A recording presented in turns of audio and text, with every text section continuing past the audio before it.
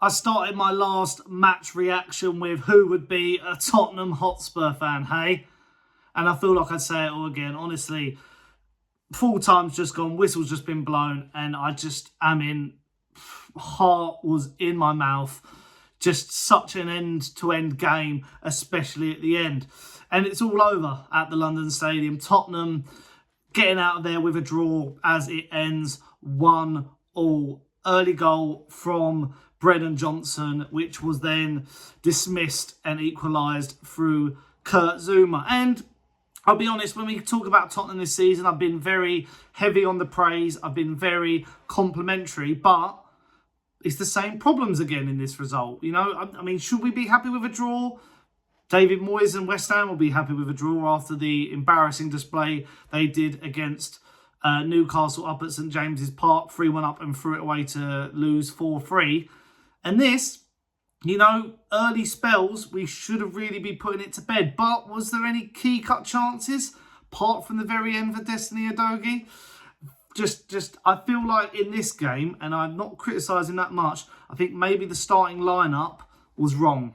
I feel like I would have gone with Kulusevski, who was dropped, instead of Timo Werner. I know Timo Werner got the assist, but what I see from this game is West Ham sitting deep, the low block, a problem that we come up against quite a lot.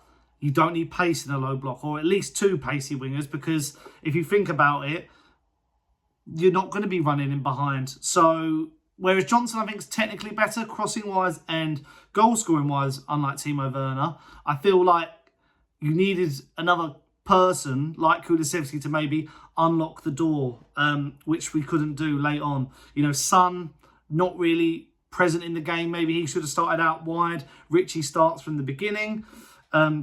James Maddison, I think, struggled as well. I think, you know, man of the match from a Tottenham perspective, maybe Rodrigo Bentancur. I thought Basuma was much better as well. But let's go to the beginning of the game. Very good start. Like, we go 1-0 up through Brennan Johnson. Really well-worked goal from Timo Werner. But it's just one of those things where you just think the momentum should be there. Like, the momentum to go on. But, again, another problem that's come around. Set pieces, defending them and attacking them, we've fallen off a cliff.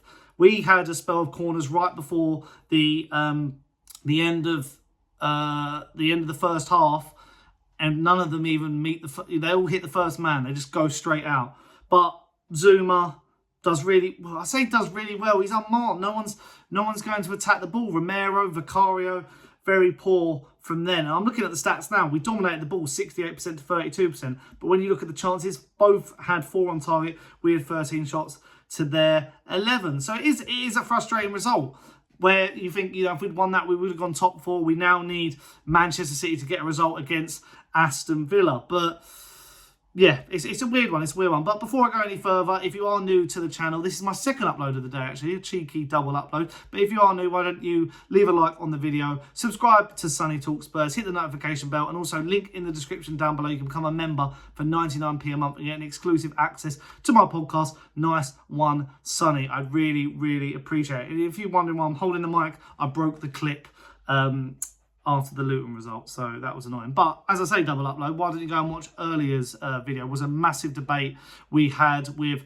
Tottenham away and Barnaby Slater about trusting the process. So, you know, a lot of what we're talking about today is reflected, you know, in that video. But, you know, as I say, the changes, I'm not sure if they were ideal, but this is what's nuts, and this was, Robbie Savage said this during the game for TNT, that was Tottenham's first half goal in 13 games.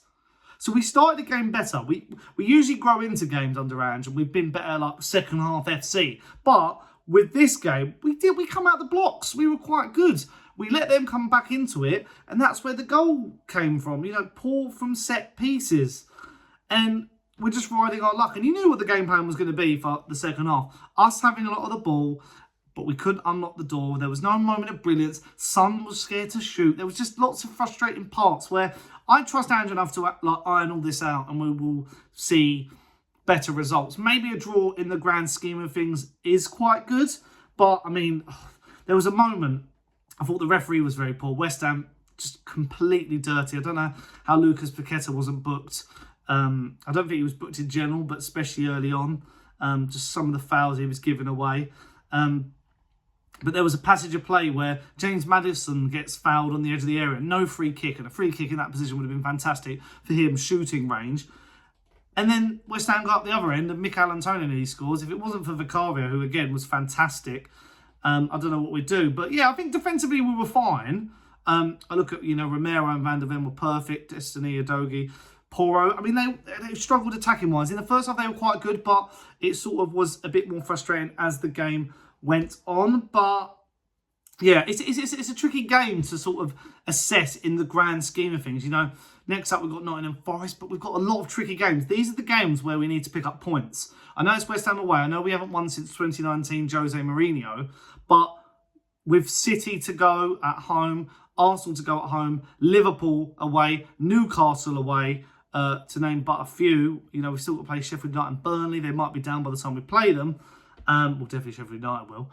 Final day of the season. But again, it's just that frustration. It's that, again, against Luton, we found a way. Today, we didn't find a way. And don't get me wrong, this is not me. This is just me criticising one performance. And maybe I'm giving West Ham a disservice because, I look at Kudus. Would he have been a good winger for us? Paqueta in the midfield as an 8. Maybe that would have been, some good options to look for when Tottenham were recruited in those positions, especially last year. But I think there's some positivity. I think, there were some good individual performances.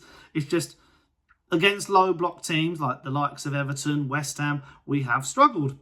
And I felt like it was going to be, I've seen this script before, and I thought West Ham were going to nab it towards the end. The corners, it's just the corners.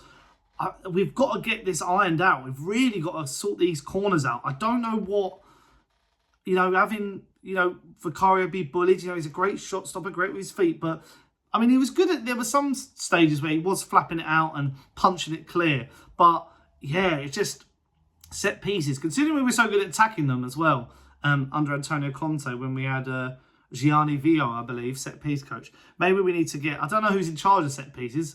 Maybe Ryan Mason? Let me know in the comments down below. But, yeah, very, very confusing game of football.